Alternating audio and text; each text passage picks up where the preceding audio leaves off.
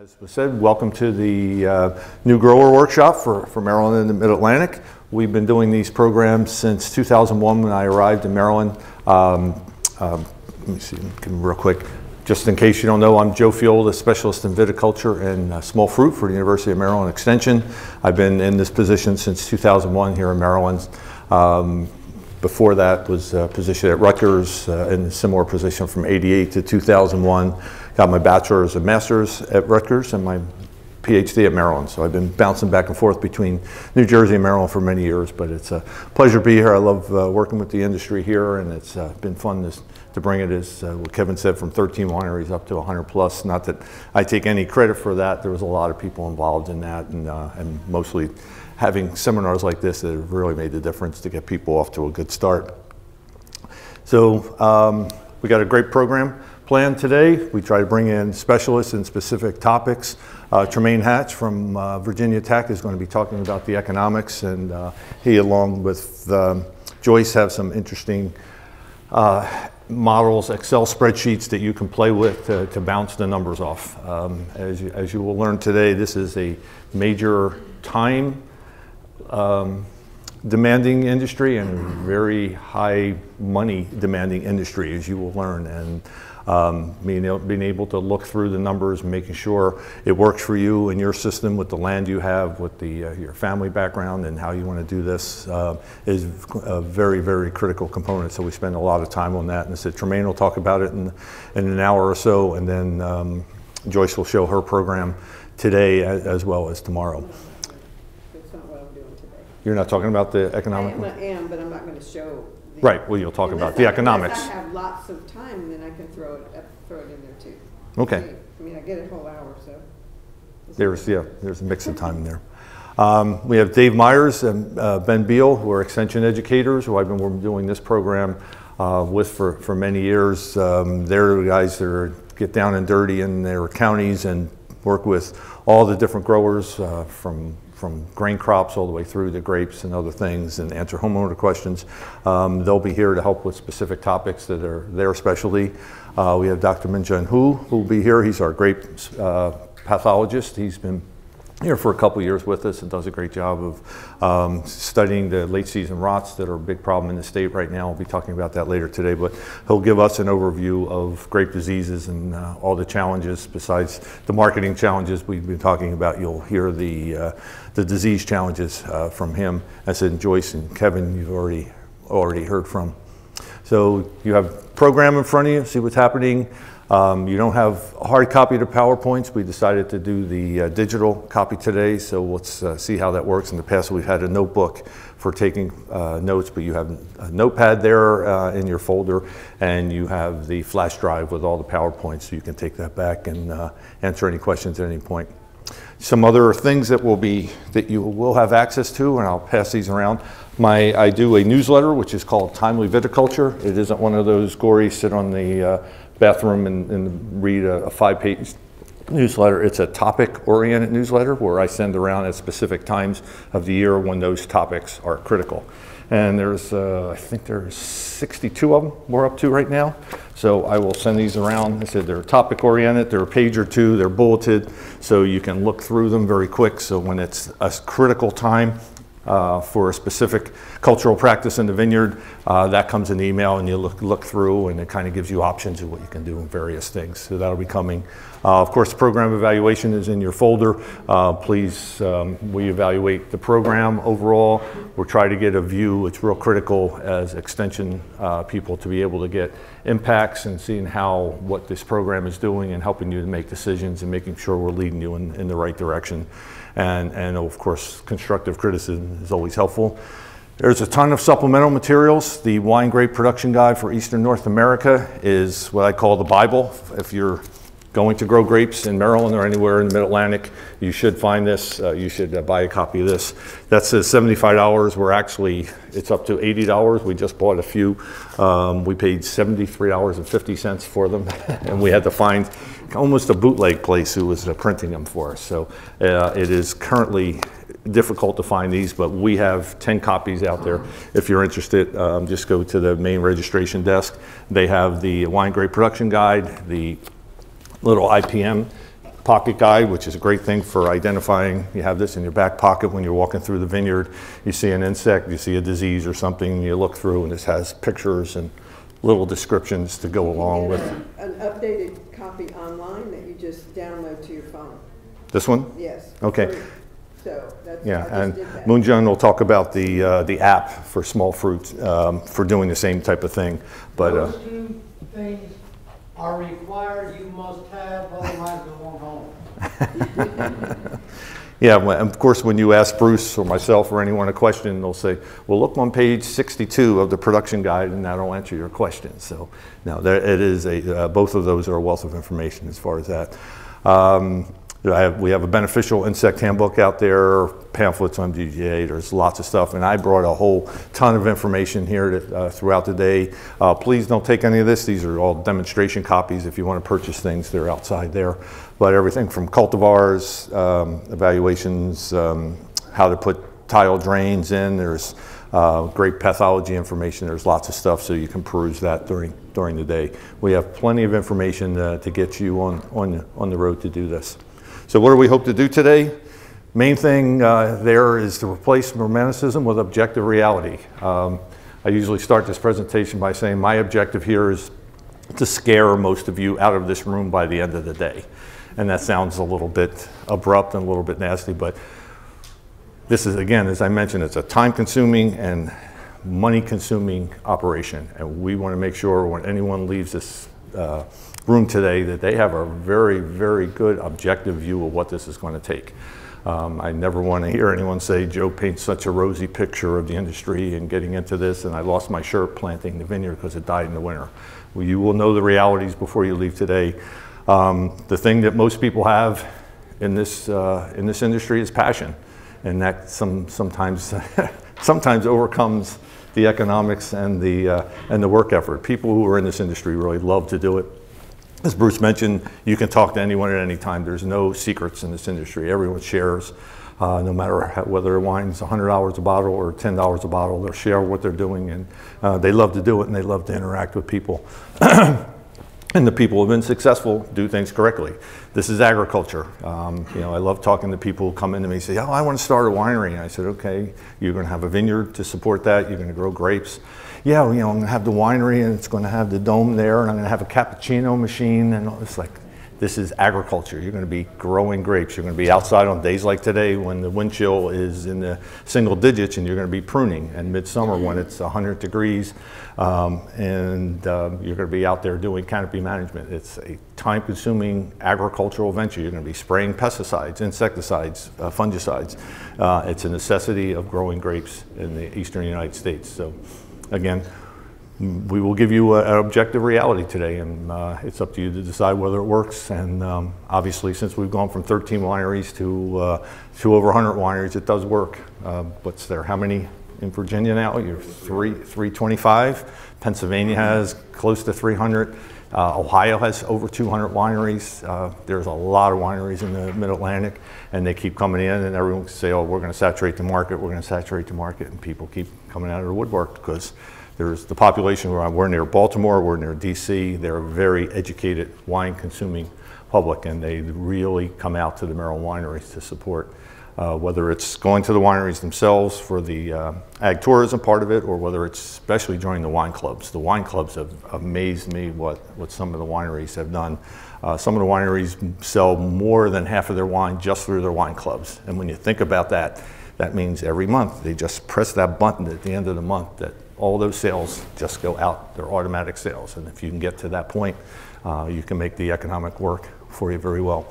So I won't go through every one of these, but again, the best we can do today is give you an overview of what you're going to be facing from site evaluations, from the economics, from what supplies you're going to need, what cultivars you could make, the disease control, insect control. There's lots of things we can do this for a week and still not give you all the information. I've been doing it for 30 years and I'm still learning things every time I go to a seminar. So best thing is to listen, learn, make your best decisions, and ask lots and lots of questions. As I said, I'm the specialist in viticulture for Maryland Extension. I have statewide responsibility and I work throughout the state. My research farm is right here in the southern part of Washington County, and we're kind of in the classic grape and wine growing area. This is where most of the Virginia industry is, along this corridor here, 81. So we're right in consistent area with the type of soils and the type of climate we're dealing with. But we have wineries all over the state, from this part of Garrett County, which is basically eastern Alaska or southern Alaska, very, very cold, nasty area for growing grapes, to southern Maryland here, where it's like Central Valley of California. So we have a very, very diverse climate. So what I do is I have these research and farms, as well as commercial vineyards, where I plant my cultivar trials. We find grapes from around the world that have similar climates, areas around the world have similar climates to what we have around Maryland. We find ones that grow good grapes, make good wine. We import those varieties and we do research trials around the state. So we have a good feel for what does work and what does not work as far as cold hardiness and wine quality throughout the state. And I'll be talking about that in great detail after lunch. So after we grow the grapes, and I have about somewhere between 100 and 150 combinations of cultivars and locations. We bring all the grapes back to Western Maryland. I do small batch winemaking, go through all the steps similar to what would be done in a commercial winery, only on a small scale. And we've been blessed to be able to get some high awards. We've won 2 best of shows with our wine in the American Wine Society non-commercial competition. And that's not bragging that we make good wine. To me, it supports the fact that, one, we can grow great grapes and make double gold and best of show wines in Maryland. But also, we can do this anywhere in the state. We can grow good grapes and make wine, and it justifies what we're doing, and the cultivars we're working with are effective. One of the major things I do is, as we say, put out fires. We have, over time, when you're growing grapes, you're going to have the normal problems that we deal with all the time, and then new problems cropping up. We've had this little beast called, the brown marmorated stink bug that was around about 7, 8 years ago, was a major problem, almost knocked out the peach industry in the state, and did for a couple of years, and that's coming back strong. But just in defense of that, or to say, we actually did some fermentations where we ground the stink bugs up, and you know what stink bug smells like. It smells like cilantro, and everyone was concerned that it was going to affect the wine because they get into the clusters at night. You harvest the grapes, and the next morning you do a big crush, and then all of a sudden these insects are floating around, and your wine smells like cilantro instead of Cabernet Sauvignon. But we added up to 50 insects per lug of wine, and found out that the aroma in the decanone in the stink bugs did not affect the wine. It blew off. As opposed to the little Asian lady beetles, where 10 little lady beetles in the wine in a lug of grapes would actually contaminate the wine. So we do reactive things like this to make sure we're okay. The Maryland Grape Growers and the Winery Associations have lots of seminars throughout the seasons for growing grapes and making wine, usually on location things or topic oriented. So we get in the field and we be able to do things. So the agents and the specialists are very helpful in helping the local industry work throughout. I have a very comprehensive website, which again you have access to at any time. When you go to it, it's at Grapes and Fruit. You click on the grape tab here, and you have Starting a Vineyard, which will have everything you hear today. All the presentations are on there. General viticulture, pest management, timely viticulture. The newsletters are there in case you don't have copies. Publications to look for, equipment. Lots and lots of information to get you going. Soil testing, other things, enology and wine, lots of things you can look for. So the information's out there if you need it. I mentioned the timely viticulture. Many people find this helpful, and just a timely reminder of what they should be doing. Quick read, bulleted points, gives you the options of what you should be considering at specific times.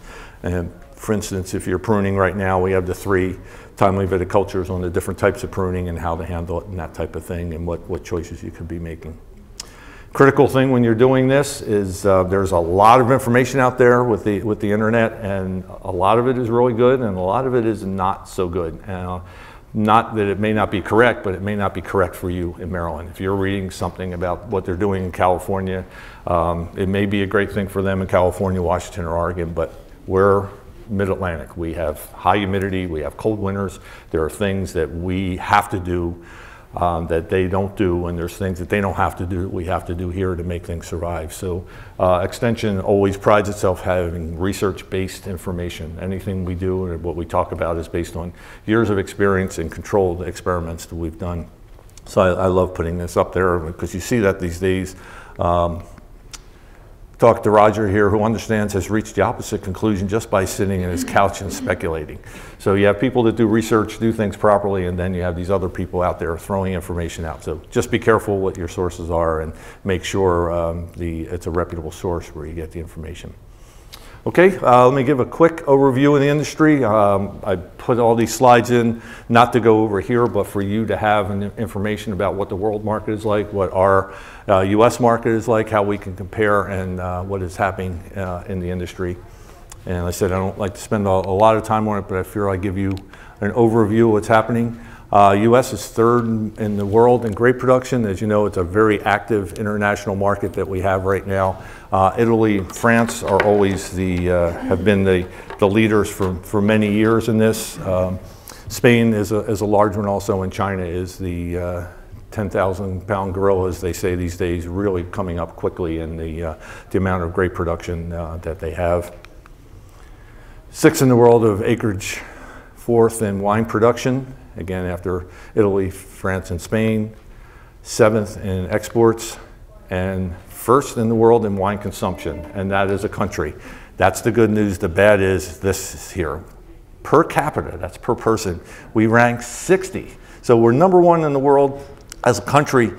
Per person, we rank 60. There's 59 countries ahead of us, individuals in 59 countries spending or drinking more wine than us. So we need to do our work here. I am doing my part and making sure we're trying to increase that number. But this is just embarrassing. America is, I always say the most ignorant wine consuming country in the world. You go to Italy, you go to France, they're having wine with lunch, they're having wine with dinner. You can talk to 16-year-olds in Italy that know more than 99% of the people in the United States about wine. Wine is food, it's part of the culture.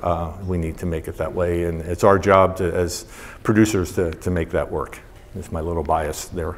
U.S. grape industry, highest value crop and the highest value fruit crop in the United States by a long shot is grapes, valued at over $6.5 billion and growing. 36% value of the non-citrus fruits are from grapes. U.S. nearly 1 million acres of bearing land, tons of grapes produced. Lots of statistics here for you to look over. 900 million gallons. California is the monster out there, producing 85%. The U.S. accounts for 12% of the production, leads in wine consumption. Over 10,000 wineries now in the country. Production by state, as you know, California, Washington, New York, Oregon are the biggies, and then Texas, Michigan, North Carolina, Virginia are high in production.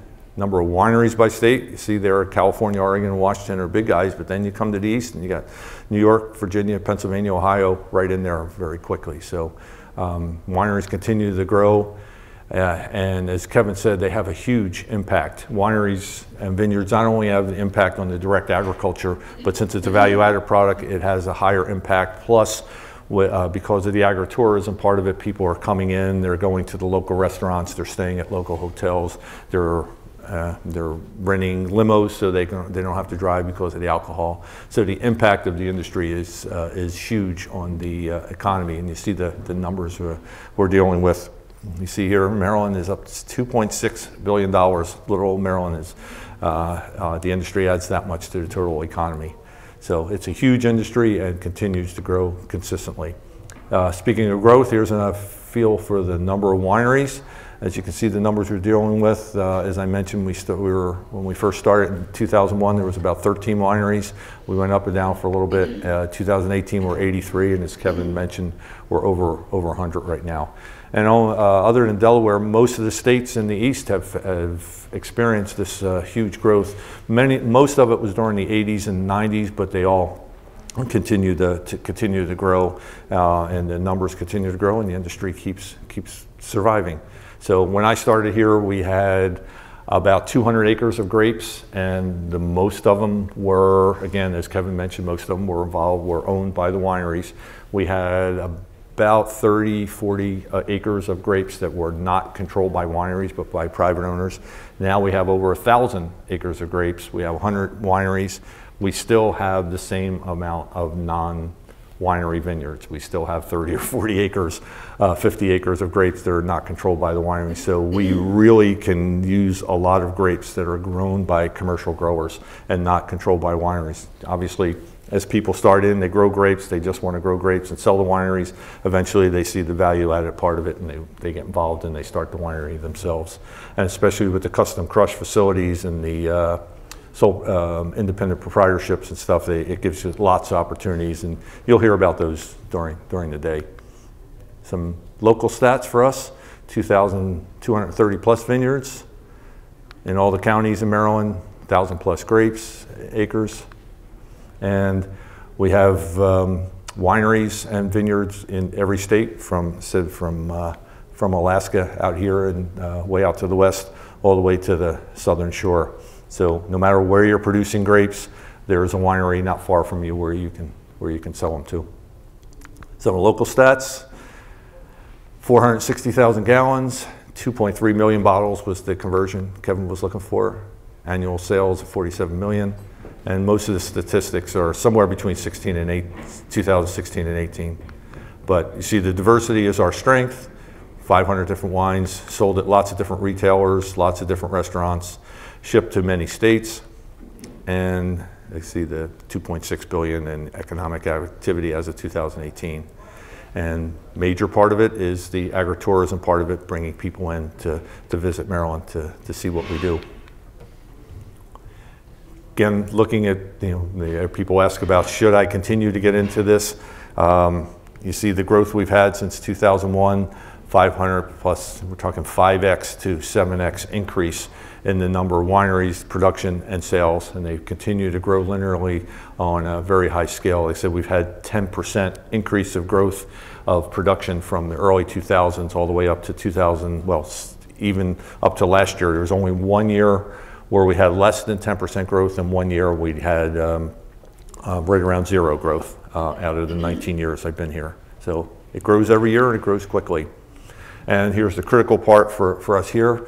This hard to get the exact accuracy on this, but for every ton of fruit we currently grow, we're importing 1.5 tons or 1.3 tons of grapes from other states for vineyards. So Maryland cannot keep the amount of wine we sell is much more than the grapes we produce.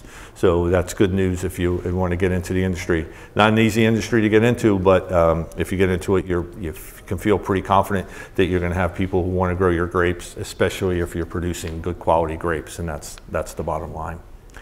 I mentioned earlier, and Kevin mentioned, how we've been able to grow the industry since 2001. The critical part of this was the creation of the Governor's Commission on Wine and Grape Growing.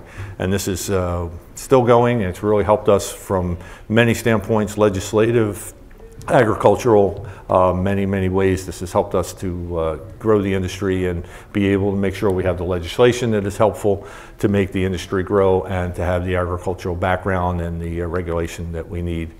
Lots of partners involved in this. We have the commercial growers, we have the Maryland State Industries, we have DBED and other areas like that. And within the individual counties within the states, we have economic development groups that are really pushing to make this industry going. The grape industry is high for agritourism. It keeps land out of real estate and into agricultural production, and it is just overall a good thing for towns, counties, and states to be involved in. And we've gotten grant money. The excise tax that Maryland Wineries pays to the state comes back to the wineries, or comes back to the industry in the form of grants for marketing, for research and education, and various programs. So through these programs, George had mentioned the capital management program for being able to put more grapes in the ground. I've gotten money to do research on varieties. Kevin and his group have done a lot of the marketing work, asked for Maryland wine and all the wine trails that we've been able to do.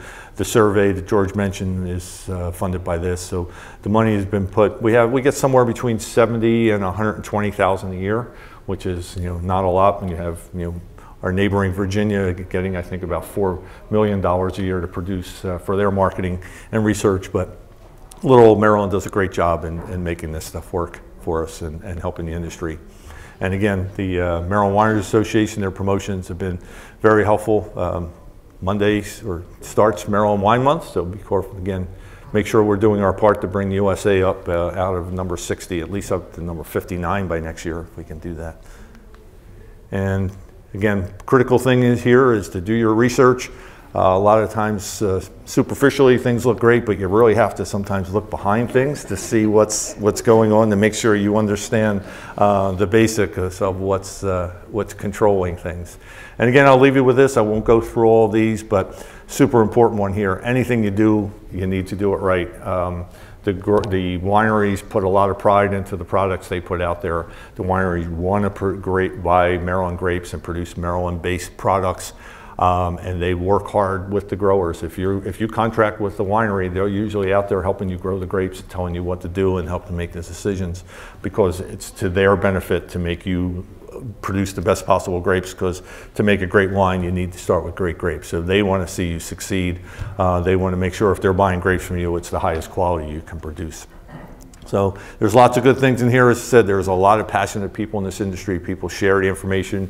You'll see that in the next 2 days. Make sure you meet as many people as possible, talk to as many people as possible, make the connections, and you can be very successful in this industry when you do the proper legwork to get these things. But again, the important thing is to do it the right way, start slow, get into it slowly, and make sure you make the right decisions. A lot of people are very willing to show you and to tell you what their mistakes were when they started, and that's a critical one. Anything you can avoid, mistakes you can avoid during your establishment will save you time and money and improve your quality down the road. And of course, we always consume in moderation.